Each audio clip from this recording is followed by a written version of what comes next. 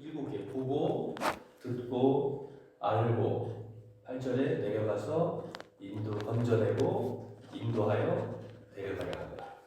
요 7개의 동사가 출애굽기 40장을 여기 키워드입니다. 그래서 이 출애굽기 1장, 2장은 보고 듣고 알고에 대한 내용이에요. 보고 듣고 알고. 그래서 이제 출애굽기 1장, 2장은 이스라엘 백성들이 430년 동안 애굽에서 고통당하고 그 어려운 고난 중에서 있을 때 하나님이 그들이 하나님을 부르짖었단 말이죠. 그래서 하나님께서 그들의 고통을 보고 듣고 알고 계셨다는 거예요. 그 다음에 8절에 보면 내려가서, 그런데 이제 내려가서가 뭐냐, 어제 우리가 이제 출애굽기 3장 하나님이 미디안 광야에 내려오셔서 모세를 부르시죠. 그때부터 이제 구원의 역사가 일어나. 모세를 통해서 하나님이 이제 애굽에 보낼 수 있는 모든 준비들을 하시는 거죠. 그리고 나서 그들을 애굽의 손에서 건져내고, 이 건져내고가 출애굽기 12장 6월절 어린 양의 피로 그들을 건져내고, 그 다음에 그 땅에서 인도하여가 바로 이제 13장에서부터 24장까지 홍해로 인도하시고, 광야로 인도하시고, 또 시내산으로 인도하시고, 그리고 마지막에 그 지방에 데려가려 한다. 요 데려가신다는 말이 뭐냐면 출애굽기 25장에서 40장까지 이제 성막을 짓는 거예요. 결국 어디로 데려가시느냐? 성막으로 데려가시는 거예요. 그런데 요 말씀을 하시기 전에 하나님께서 이제 모세에게 내려오시는 거예요. 내려오시는데 내려오셔서 모세가 이 미디안 광야 40년 생활 동안에 정말 너무너무 힘든 시간을 보냈어요. 광야라고 하는 키워드가 뭐냐면 나를 내려오는 거지요. 나를 부인하고 나를 죽이고.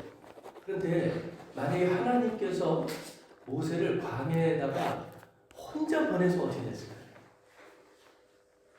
혼자 보냈어요. 그러면 아마 오늘 요즘에 우리 한국에 TV를 보면 이렇게 산에서 산다 뭐 이런 프로그램이 뭐지? 자연인이다 그거.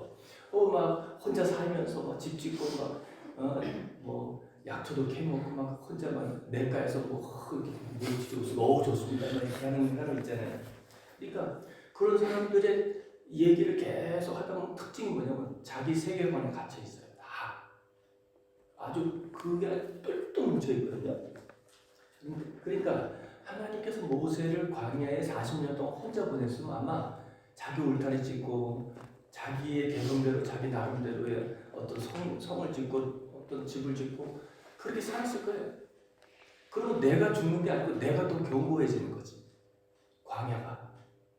그런데 하나님이 모세를 광야로 보낼 때 어디로 보내지 않느냐? 처가살이하게 보내는 거야. 처가살이. 이게 죽을 맛이에요.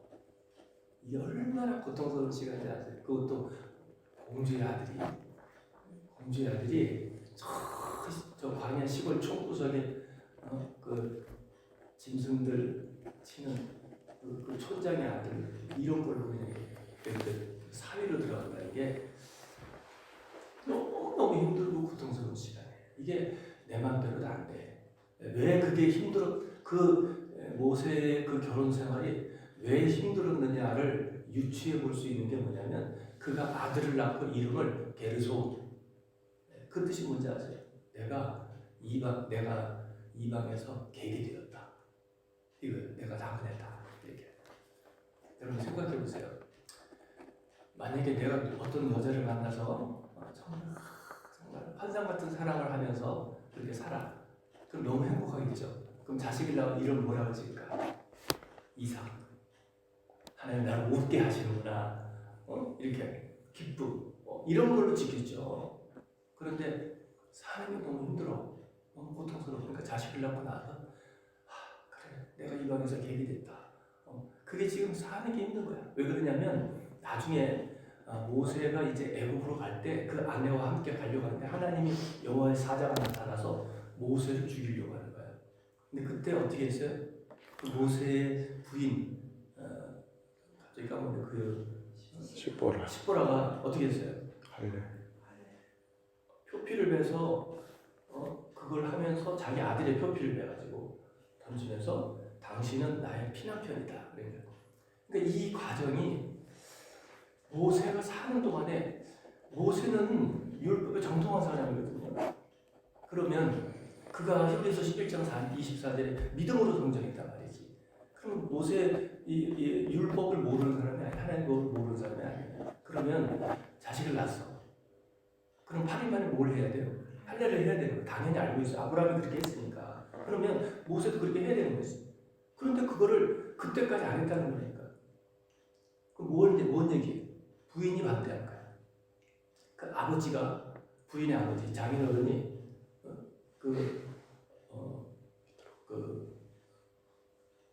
장인어른 이름 이드로가 그 지역의 제사장이에요. 그 위대한 그 광야 그 지역의 제사장 이방신을 믿는 사람이라고. 그러니까 이게 영이 안 맞아. 영이 안 맞으니까 이게 이제 결혼해서 살아서 아들을 낳았으면 할례를 해야 되겠다. 아니 당신 뭐 하는 거야? 아니 애한테 왜 칼을 들이대? 아니 우리 종교에는 애를 낳으면 아들은 할례를 해야 돼. 미쳤어 당신? 이게 당신 자식이야? 이게 내 자식이야? 내 눈에 흙이 들어오기 전에 절대로 내 아들의 몸에 칼 못 대.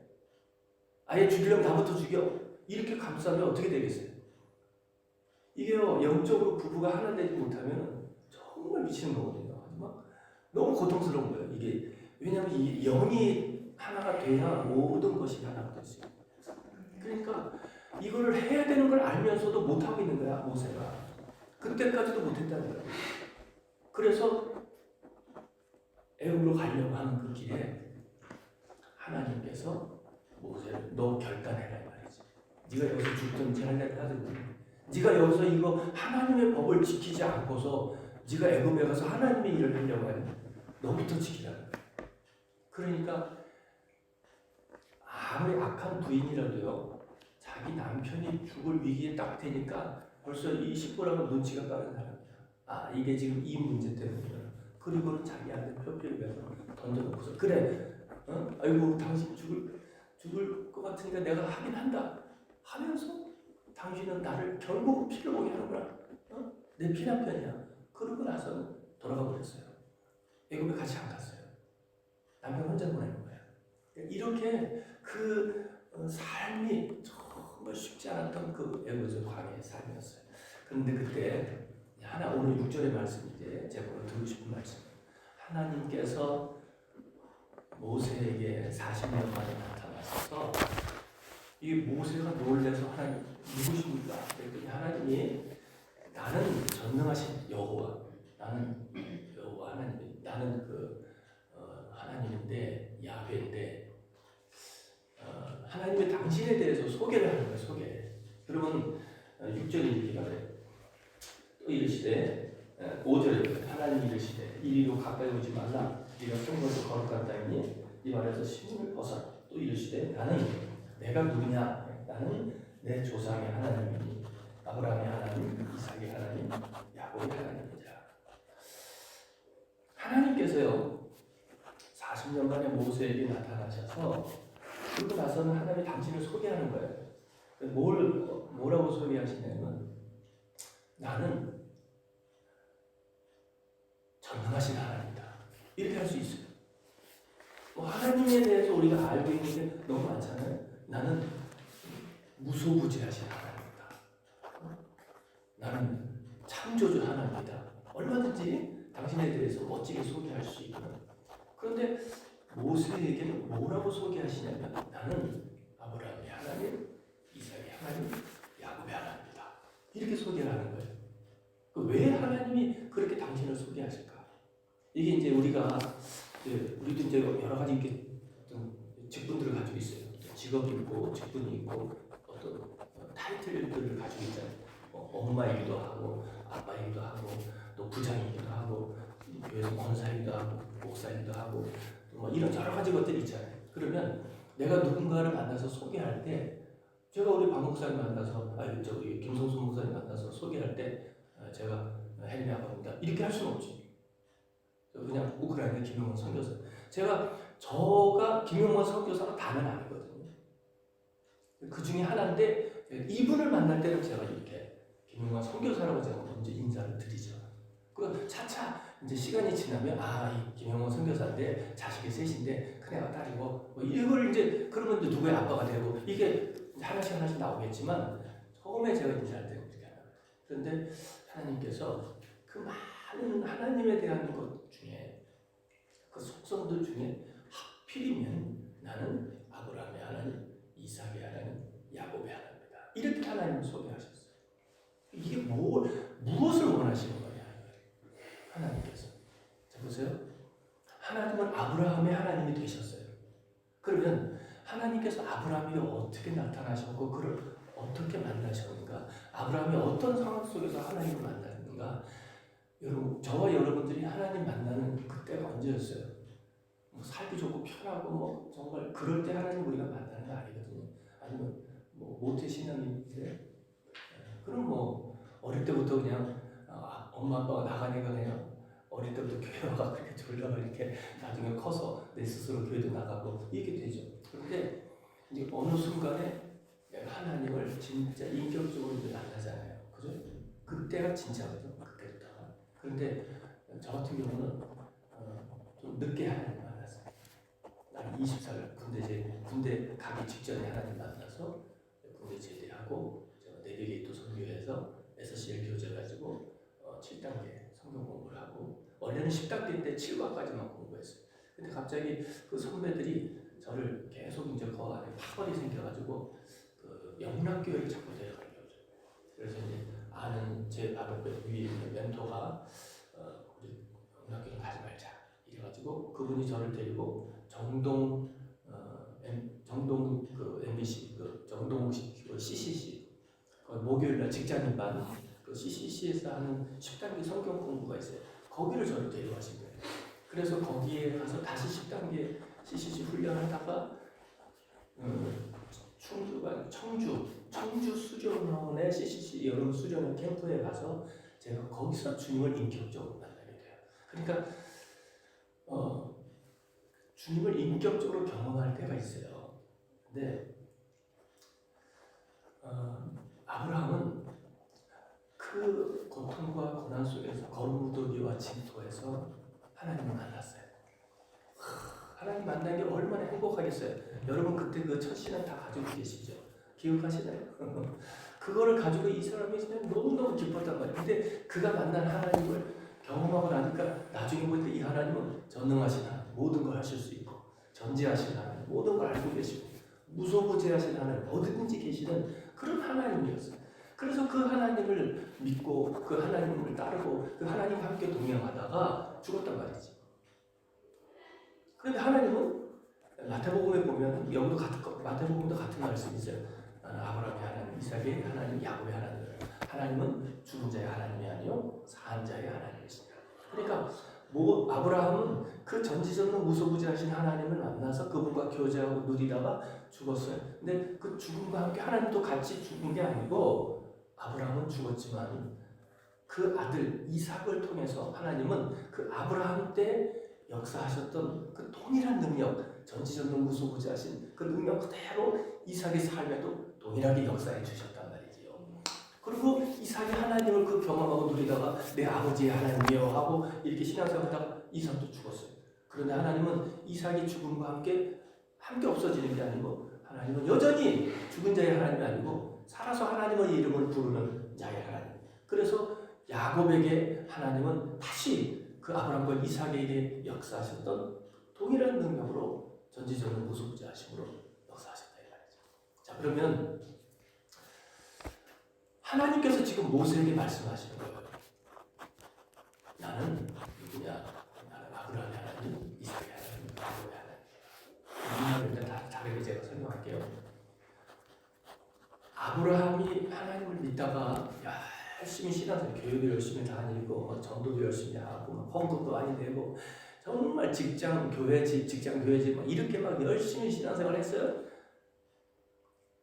근데 아들을 낳았어요. 아들이 이삭이야. 이삭한테 뭐 어떤 성경적인 얘기, 뭐 하나님 얘기 할 시간이 없었어요. 하고 싶지도 않고 걔하고 관계도 안 좋고 그래서 오직 나는 하나님만 바라고 하나님이 알아서 해주시겠지. 그러다가 죽었어. 그러면 이삭은 그 아버지 아브라함으로부터 아무런 복음을 들어보지도 못했어. 하나님이 누군지도 몰라. 그러면 아브라함이 하나님 믿다가 죽어버렸으면 이삭이 하나님의 이름을 부를까요? 안 부를까요? 안 부르죠. 그러면 그 아브라함 집안에 그 가문에 하나님은 아브라함의 죽음과 함께 같이 사라지시는 거지. 그 집에서 그 누구도 하나님을 부르는 자가 없게 되는 거죠. 이해가 됐어요? 그런데 나는 아브라함의 하나님, 이삭의 하나님, 야곱의 하나님이라는 말은 뭐냐면 아브라함이 죽기 전에 뭘 했느냐 그 아들 이삭에게 드리고를 했다는 거야. 신앙적으로 드리고를 했기 때문에 아버지가 죽어도 그 아들이 여전히 내 아버지 아브라함의 하나님이여 하고 하나님을 찾고 불렀다 이 말이죠. 그리고 그 하나님을 믿었다 이 말이죠. 그러니까 이삭도 마찬가지. 이삭이 그렇게 살다가 자기 혼자 그냥 열심히 신앙생활하고 죽어버렸으면 야곱이 하나님을 몰랐겠죠. 그 말은 뭐냐면 이삭도 죽기 전에 그 아들에게 신앙이 이렇게 뒤집어야 됐다는 거지. 이 말은 뭐냐면 만약에 한국의 고려 청자, 이조백자 이런 거 지금 있어요 없어요? 기술이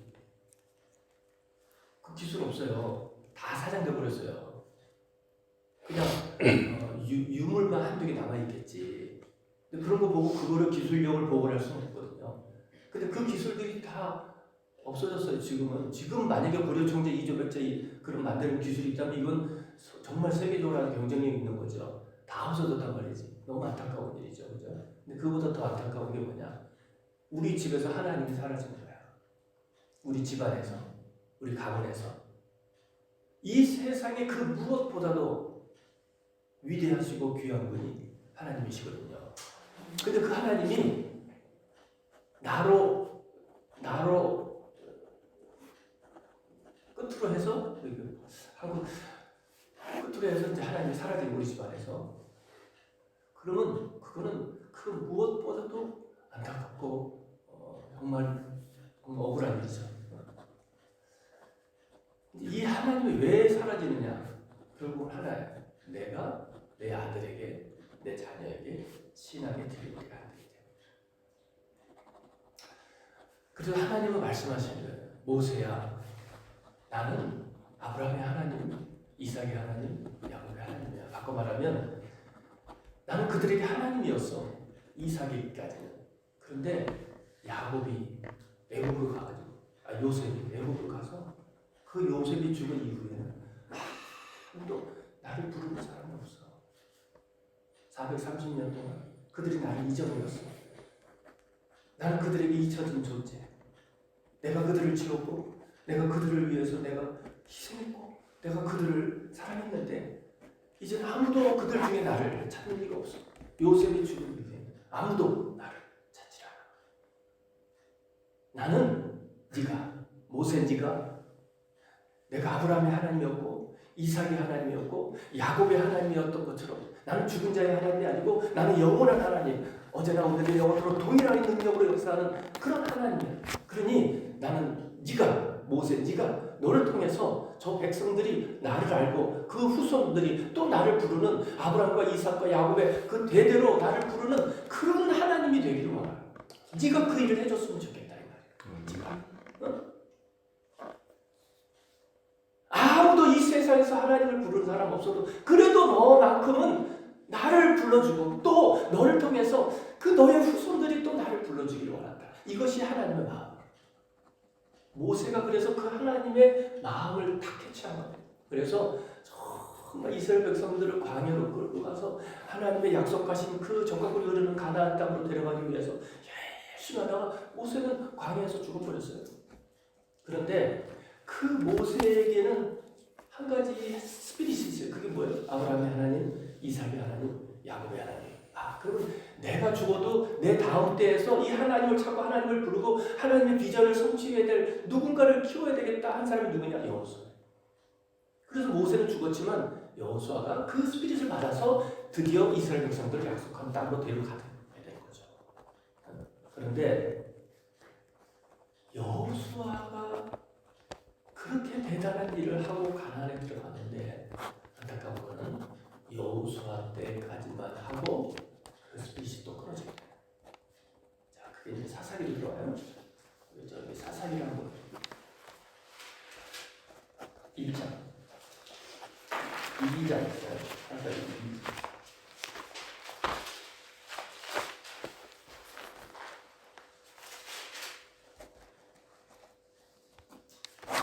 아, 11절부터 볼게요. 2장 11절. 찾으셨어요? 네. 자, 이스라엘 자손이 여호와의 목전에 악을 행하여 바알들을 섬기며 애굽 땅에서 그들을 인도하여 대신 그들의 조상들의 하나님 여호와를 버리고 다른 신들 곧 그들의 주위에 있는 백성의 신들을 따라 그들에게 절하여 여호와의 진노를 하시게 하였되 꼭 그들 여호와를 버리고 바알과 아스다롯을 섬겼으므로 여호와께서 이스라엘을 진노하사 노략하는 자의 손에 넘겨주사 그들이 노략을 당하게 하시며 또 주위에 있는 모든 대적을 손에 팔아넘기시며 그들이 다시는 대적을 당하지 못하였으며 그들이 어디로 가든지 여호와의 손이 그들에게 재앙을 내리시니 곧 여호와께서 말씀하신 것과 같고 여호와께서 그들에게 맹세하신 것과 같아서 그들의 괴로움이 심하더라. 지금 약속한 땅 가나안에 들어왔어요. 들어왔는데 이스라엘 자손이 11절에 여호와의 목전에 악을 행해서 하나님이 그들에게 그 악을 갚아주는데 어떻게 하시느냐면 어디를 가든지 하나님께서 그들을 치시는 거예요. 15절에 그들이 어디를 가든지 여호와의 손이 그들에게 재앙을 내리셔요. 어디로 가든지 뭘 하든지 재앙을 내려. 악을 행한 그들에게 왜 이런 일이 일어났느냐? 그 문제가 이제 5절부터 6절부터 보시는 거예요. 전에 여호수아가 백성을 보내매 이스라엘 자손이 각기 그들의 기업으로 가서 땅을 차지하였고 백성이 여호수아가 사는 날 동안과 여호수아 뒤에 생겨난 장로들 곧 여호와께서 이스라엘을 위하여 행하신 모든 큰 일을 본 자들이 사는 날 동안에까지만 여호와를 섬겼는데 여호와의 종 눈의 아들 여호수아가 110세에 죽음에 무리가 그의 기업의 경내 에브라임 산지 가스산 북쪽 딥낫 헤레스 장사하였고 그 세대의 사람도 다 그 조상들에게 돌아갔고 그 후에 일어난 다음 세대는 여호와를 어떻게 한다고요? 알지 못해서 응? 여호와께서 이스라엘을 위하여 행하신 일도 알지 못해요. 그래서 그 하나님에 대한 스피릿이 딱 끊어지고 나서부터 11절에 이스라엘 백성들이 악을 행하니까 하나님이 그들을 어디로 가든지 그들에게 재앙을 내리십니다. 이게 왜 그러느냐? 여호수아가 어떤 사람이에요? 얼마나 대단한 사람이에요. 그의 때에 그의 당대에 이스라엘 백성들을 가나안으로 데리고 들어가서 정말 수많은 그 가나안 왕들과 싸워서 여호수아 12장에 보면 31명의 왕들을 다 죽여버려요. 그리고 천하를 통일해버린단 말이지. 그 이스라엘 천하를. 그래가지고 깃발을 꽂고 여기가 하나님 약속한 땅이라고 그 대단한 사람들 그리고 그를 따르던 장로들 정말 아주 그냥 일당백 막 교회도 막 열심히 세우고 말이죠. 진짜 대단한 사람들이었거든 아무튼. 근데 그런 사람들이 그렇게 바쁘게 열심히 충성했는데 문제는 뭐예요? 자기 자식들에게 신앙이 뒤거리 안 했다니까. 그래서 그들의 세대가 죽고 나서 10절에 뭐라 그래? 그 세대의 사람도 다 그 조상들에게 돌아가고 그 후에 일어난 다른 세대는 여호와를 알지 못했어요. 그 여호와께서 행하신 그 모든 일도 몰랐다는 거예요. 이렇게 잊혀진 존재가 되었어요. 하나님이. 우리 집안에서 결혼 폐물만 없어져도 난리가 날 텐데 하나님이 없어졌단 말이지. 하나님이. 이게 얼마나 억울한 일이에요. 아주 그냥 미치고 환장할 일이지. 진짜 너무너무 이 하나님이 어떤 분인데 그 하나님을 내 때까지만 나 혼자 잘 누리고 나 혼자 하나님 좋다 막 이러고 열심히 신앙을 해다가 죽어버리면 내 자식이 하나님을 몰라. 이게 저주라니까요. 이 여호수아 다음 이 다음 세대는 아무도 알지 못하는 이 사사기 400년 역사 동안에 이스라엘이 얼마나 죄악 가운데 하나님 앞에 범죄하고 큰 심판을 당했는지 우리가 역사를 통해서 보는 거 아니에요. 여러분, 우리만 잘 믿어서 되는 게 아니에요. 다음 세대, 이게 중요한 거예요. 여러분이 특별히 여러분의 자녀들, 여러분의 가족들에게 이 신앙의 딜리버리가 안 되면요, 내가 죽으면 우리 집안에서 하나님이 사라진다니까. 무슨 TV 냉장고 하나 없어지는 정도가 아니라니까. 이게 피를 토하듯이 내 자식에게 복음을 가르쳐서 내가 죽어도 나는 너는 하나님을 최고로 믿고 섬겨야 된다. 그래서 아브라함이 하나님이었지만, 나에게도 하나님이었지만, 내가 죽어도 너에게도 하나님이 되기를 원한다. 하나님은 죽은 자의 하나님이 아니시고 산 자의 하나님이시기 때문에 내가 죽어도 하나님은 나와 함께 사라지는 하나님이 아니고, 네가 살아서 하나님을 찾는다면 하나님은 여전히 너의 삶 속에서 전지전능 무소부지하신 능력으로 역사하실 거야. 이거를 자식들에게 가르쳐줘야 돼. 그래서 이 2023년에 첫 번째 가장 중요하게 해야 될 게 뭐냐? 가족관이에요. 가족관. 우리 바르샤가 하나님교회 먼저 성도들이 전 가족이 다 우리 교회 나온다. 엄청난 부흥의 역사야. 아멘. 모든 교회 행사할 때마다 가족 중심으로. 이거 얼마나 행복해요. 얼마나. 제가 교회 학교를 한 몇 년 했었어요. 95년, 96년, 97년, 98년 몇 시까지 했는데 9시 반까지. 그때 제가 교회 학교를 중고등부를 했는데 80명을 받아서 딱 2년, 그러니까 1년 9개월, 2년이 좀 되었을 때 500명이 됐어요. 그거 좀 부흥을 했죠. 제가 좀 놀랄 만한 얘기하고 좀 놀래주세요. 진짜 짠해 진짜. 다시 얘기할게요. 80년인데 1년 9개월 만에 500명이 됐어요. 이게 비웃지 마시고. 그때 제가 하나님이 주신 도전하는 게 있었어요. 그때 학부모님들을 다 모았어요. 그래갖고 너무 막 분노가 올라와, 너무 화가 나가지고, 여러분 학교에, 여러분이 지금 이 폴란드 학교에 자녀들 이제 예를 들어서 초등학교, 중학교 보내잖아요. 이렇게. 그럼 슈콜라를 보낼 때 학교에 가서 공부하는 애들 중에 막 학교 수업 중에 교실 문을 선생님 죄송합니다. 제가 지금 급하게 가야 돼서 아들 좀 데리고 갈게요. 아들 데리고 나가는 부모 있어요, 없어요? 정신 나갔지. 그렇게 안 하겠지. 그리고 옛날에 우리 한국 같으면은 선생님한테 갈 때 그냥 가요. 아무튼 우리 권사님 때는 알고 계시겠지. 봉투에다 이렇게 초점을 가지고 선생님 이거 하잖아. 선생님한테 왜 그래? 왜 하는 거야? 내 자식처럼 잘 좀 부탁한다고. 그런 자식이 학교에 공부하는 그 시간이 길어야 20년, 길어야. 학교는 길어야 3년, 6년, 20년, 결국은 그거야. 근데 그거 공부하는 것도 잘 부탁한다고 천주도 주고 교실에 가서 함부로 데려오지는 못해. 그런데 교회 학교는 뭐예요? 내 자식들의 영혼을 책임지는 곳이거든. 응? 그런데 예배드리고 있는 중에 학부모들이 막 들어와가지고 목사님, 전도사님 죄송합니다. 그리고 애들 데리고 가고 이 정신 나갔지. 그리고 교회 학교 선생님을 아주 우습게 알아서요. 천지는 못 가져와 올지언정 막 함부로 대하고 막 반말하고. 그럼 자기 자식을 왜 맡겨? 그러고 와가지고 또 자기가 또 막 이렇게 지도를 해. 학교에서 이렇게 해주세요, 이렇게 해주세요. 그렇게 잘나고 저렇게 잘난 척 하려고 자기 자식 데려가서 자기가 신앙교육 시키면 되잖아. 근데 안 시켜요. 못 시키지 사실은. 할 수가 없어요. 못하니까 나한테 맡긴 거 아니야. 못하니까 교회에다 맡긴 거 아니야, 내 자식을. 내가 신앙교육이 안 되니까.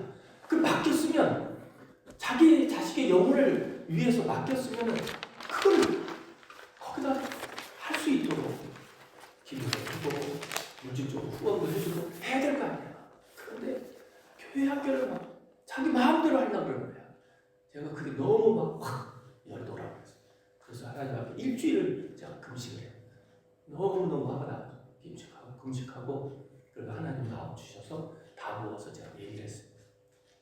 만약에 여러분들이 집에서 잠을 자고 있거나 아니면 아들을 데리고 둘이 쇼핑하려고 길에 가고 있는데 불량 학생들이 와가지고 내 아들을 막 때리는 거야. 그럼 부모의 입장에서 가만히 있겠어요? 무서워 어떡해 막 이러고 있으면 그런 부모 없겠죠.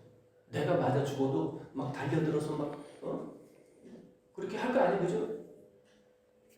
지금 우리 자녀들이 매스미디어 무슨 세상의 이런 문화 속에 완전히 무방비로 되어 있어서 원수마귀가 지금 우는 사자같이 막 달려들어가지고 막 우리 자식들을 알코올 중독, 마약 중독, 포르노 중독에 막 원적에 그렇게 막 지금 죽이고 있는데 도둑질하고 죽이고 멸망시키고 있는데 그거를 가만 놔두고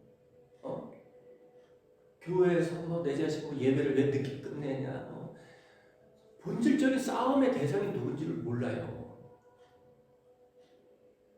그럼 내 자식을 그렇게 막 영적으로 도적질하고 죽이고 멸망시키는 원수마귀 사탄에 대해서 내가 영적으로 대적하고 싸운 적이 있나? 학부모들이 예수의 이름으로 물러갈지어다. 왜 내 자식을 왜 이렇게 죄를 짓게 하냐? 더러운 귀신아 원수마귀야 물러가라. 세상 좀 떠나갈 이렇게 싸운 적이 있냐 이 말이죠. 우리의 씨름은 혈과 육에 대한 것이 아니요 정사와 권세와 이 어둠의 세상 주관자들 하늘에 있는 악한 영들과의 싸움인데 그런 싸움을 싸워본 적이 있냐 이 말이에요.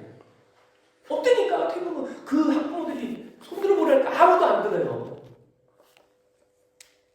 그런 거는 가만히 그렇게 아주 그냥 넓은 마음으로 하세요. 무방비로 그렇게 놔두고 왜 교회에 와서 영어를 이 아이들이 잘 되기 위해서 가장 많이 기도하는 사람은 목사님이고 부모고 학교 교사 선생님인데 당신의 자식들 잘 되라고 그렇게 매일매일 기도하는데 이거를 무슨 학교 선생님한테 가더라도 손짓 들고 갈 판인데 왜 교사한테 와서 한번 돼요 말이지. 그래갖고 막 제가 막 엄청 그래서 우리는 이 아이들을 위해서 능력 있으면 데려가시라고 여기 데려오지 말라고. 나는 정말 믿음으로 맡긴 그 자녀들만 내가 책임질 거라고. 제가 그랬어요. 담임 목사님 물론 허락 받았죠. 일주일 금식 하나님 허락 받고 담임 목사님 자주 이러이러한 문제를 제가 학부모들하고 얘기를 하겠습니다. 제가 좀 이렇게 싫은 소리 하더라도 목사님 그런 소리 들리더라도 좀 이해를 해주시고 해봐. 그래서 그냥 막 닦아붙였지. 그리고 앞으로 내가 우리 자녀들 장학회를 만들 거라. 학교에 가서 선생님한테 촌지 주지 말고 여기 선생님들한테 하나님 앞에 드리는 마음으로 물질 심으라고. 선생님들 양복이라도 가서 저기 투피스라도 하나씩 다 맞춰주라고. 학부모들이 말이야. 선생님들한테 자기 자식 그렇게 영어를 위해서 수고하는 자식을 맡겨놨으면 말이지. 핸드폰도 바꿔주고 양복도 사주고 그렇게 하라고. 아멘. 그렇게 되니까요 제가 그래가지고 장학금 만드니까 그 주간에 570만 원을 들어왔어요. 그리고 그 담임 목사님이 그걸 드렸지. 그래갖고 목사님 좋으셔가지고 금요 철학때 학생들 7명 뽑아가지고 돈 이렇게 n분의 1로 나눠서 장학금 주고. 그러고 나서부터는 선생님들이 한마디 학교 선생님들이 너무 기분이 좋은 거예요. 이렇게 자기들이 세워줬습니다. 얼마나 그러니까 교회 와서 교사하는 일에 이렇게 뿌듯하고 이게 자신감이 있고 이렇게 뭐라 그러지 아무튼 정말 뿌듯하대. 지금 교회 학교 선생하는 일이 이렇게 뿌듯할 수가 없대요. 기쁘대. 그리고 학부모도 그 누구도 타치하지 않아요. 그러고 나서는 한 2주 정도 지나니까 누가 영창 피아노를 300몇만 원짜리 사서 예배 때 이거 하시라고 학부모가 사서 다 하나님이 하라고. 그러고 나서는 아이들이 이제 몰려들기 시작하네요. 우리 교회는 다니지만 엄마가 자식들은 예배를 다른 교회 다니는 애들도 있고 아니면 교회를 안 다니는 애들도 있고 그런 애들 막 내려오기 시작했어요. 그래서 500몇 명이 된 거예요. 여러분 이 신앙이 이 딜리버리가 안 되면요 하나님이 15절에 그러잖아요. 그들이 어디를 가든지 제한을 하나님을 모르는 게 저주예요. 모르는 게 가장 큰 축복은 내가 어딜 가든지 하나님 나와 함께 계십니다. 할렐루야. 그런 삶으로 만들어야 될 거 아니에요. 그러기 위해서는 하나님 말씀 나는 아브라함의 하나님이야. 이삭의 하나님이고 야곱의 하나님이야. 나는 그들에게도 하나님이었어. 나는 죽은 자의 하나님 아니야. 그러면 그 이후에도 나는 하나님이 되기를 원해. 그런데 다 이들이 나를 잊어버려서 모세 내가 너에게 부탁한다. 너를 통해 통해서 저 세대들이 나를 찾고 저 세대들과 그 다음 세대들이 나를 찾기를 원해. 네가 그 비전을 가지고 사역을 하기를 원한다. 그래서 하나님은 모세에게 나는 아브라함의 하나님, 이삭의 하나님, 야곱의 하나님 이 말씀을 하시는 거예요. 오늘 제가 여러분들에게 도전합니다. 여러분들이 이 하나님의 스피릿을 가지고 여러분만 열심히 믿어서 될 게 아니에요. 하나님은 영원하신 하나님. 그 하나님 오시는 그날까지 나를 통해서 내 가문이, 내 자식들이 하나님을 불러야 될 거 아니에요. 하나님을 찾아야 될 거 아니에요. 그 하나님을 잃어버려서는 안 되잖아요. 그 하나님이 없는 그 삶은 어디로 가든지 재앙이 따라다니는데, 그러니 우리를 통해서 우리 자식들에게 신앙의 진리를 잘 얘기하고, 이것이 우리 교사들, 우리 재직들의 사명입니다. 네. 기도하겠습니다. 하나님 아버지, 짧은 시간 말씀을 나눴습니다. 하나님이 오늘 우리에게 찾아오셔서 얼마나 나는 아브라함의 하나님이었고 이삭에게도 하나님이었고 야곱에게도 하나님이었고 이 백성이 나를 잊어버리고 각기 제 길로 가는 거야. 내가 너무 안타까워. 내가 너를 통해서 이 백성들이 나를 부르고 나를 찾기를 원한다. 아멘. 네가 이 일을 해줄 수 있겠느냐? 오늘 하나님의 동일한 음성으로 여러분에게 도전합니다. 여러분들은 과연 이 일을 하실 수 있습니까? 그 스피릿을 가지고 내 생명 다해서 우리 집에서 무슨 보물이 없어지는 게, 그 응급 폐물이 없어지는 게 아니라 하나님이 사라지는 것입니다. 이처럼 큰 손해보는 일이 어디 있습니까? 이 세상에 하나님보다 귀한 분이 누가 있습니까? 근데 왜 그 하나님을 잊어버리게 합니까? 내 다음 세대가 왜 하나님을 찾지 못하게 합니까? 그것은 재앙입니다. 저주예요. 하나님이 없이 살아가는 것은 그 자체가 저주예요. 그냥 믿지 않았더라가 아닙니다. 그들이 어디를 가든지 하나님의 재앙을 내리시는 거예요. 주님, 우리를 긍휼히 여기셔서 우리가 이 비전을 가지고 살게 하여 주옵소서. 아멘. 오늘 이 예배를 통해서 우리 재직들이 깨어나게 하시고 하나님 앞에 도전받게 하시고 내 개인적인 감정, 누굴 미워하고 시기하고 질투하고 이런 감정에 사로잡혀서 하나님의 임하신 것을, 하나님의 본심을 우리가 놓치고 그렇게 사는 어리석은 삶을 누리게 하시고, 주님 이 시간에 내 감정 다 내려놓습니다. 내 감정이 중요한 것이 아니었습니다. 주님 오실 날 얼마 남지 않았는데 내 감정보다 하나님 말씀대로 살게 주시옵소서. 아멘. 간절히 바라고 예수님 이름으로 기도합니다.